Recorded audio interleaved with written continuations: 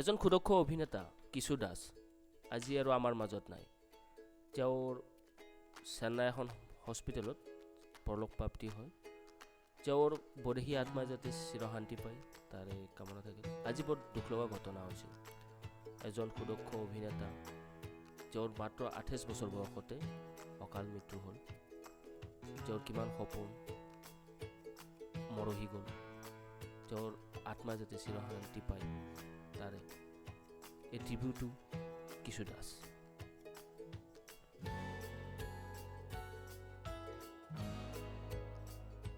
নমস্কাৰ, মই কিশোৰ দাস।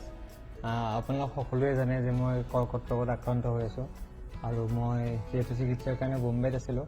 মাজতে গুৱাহাটী গৈছিলোঁ যদি আকৌ মই বিশেষ কাৰণত বোম্বেত আহিবলগীয়া হ'ল।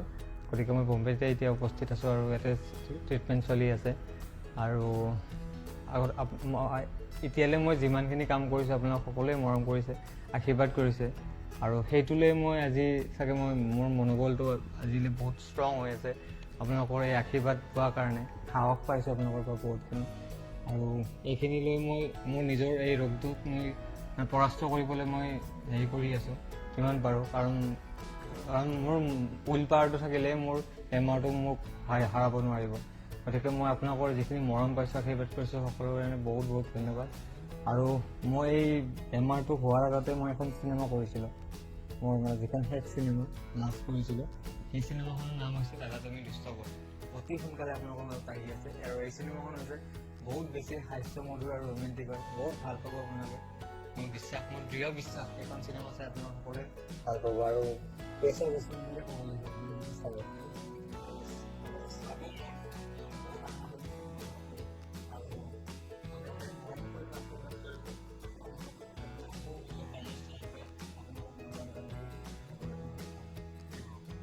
শিল্পী সমাজৰ অতিকৈ দুখৰ খবৰ। বন্ধুসকল নমস্কাৰ জনাইছোঁ। বন্ধুসকল, অসমৰ শিল্পী সমাজৰ এইটো অতিকৈ দুখৰ খবৰ। অসমৰ সুদৰ্শন অভিনেতা কিশোৰ দাস কিছুদিনৰ পৰাই কৰ্কট ৰোগত আক্ৰান্ত হয়। প্ৰথমতে গুৱাহাটীৰ হেল্থ চিটি হস্পিটেলৰ অস্ত্ৰোপচাৰ, তাৰপিছত মুম্বাইলৈ লৈ যোৱা হৈছিল অস্ত্ৰোপচাৰ কৰিবলৈ। কিশোৰৰ লগত গৈছিল ডক্টৰ হিমাংশু, ডক্টৰ নিজু পেগু, কিন্তু তেতিয়াও সম্পূৰ্ণ সুস্থ হোৱা নাছিল। আকৌ ঘৰলৈ কিছুদিনৰ বাবে লৈ অনা হৈছিল। আকৌ চেন্নাইত উন্নত চিকিৎসাৰ বাবে লৈ যোৱা হৈছিল। কিন্তু আজি মুম্বাইত চিকিৎসালয়ত অভিনেতা কিশোৰ দাস এক নিশ্বাস ত্যাগেৰে। এয়া অতিকৈ অসমৰ শিল্পী সমাজৰ মানি ল'ব নোৱাৰা চিৰন্তন সত্য। এয়া অসমৰ শিল্পী সমাজৰ অতিকৈ দুখৰ খবৰ। সঁচাকৈয়ে কিশোৰ দাস আপোনাৰ আত্মাই চিৰশান্তি লাভ কৰক তাৰেই কামনা কৰিলোঁ।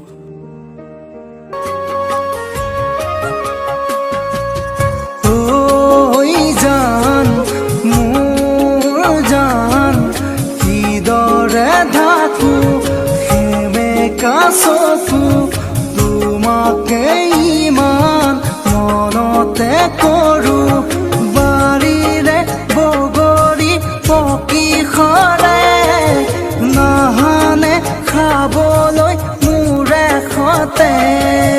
বাৰীৰে বগৰী পকি সৰে নাহানে খাবলৈ মোৰে সতে।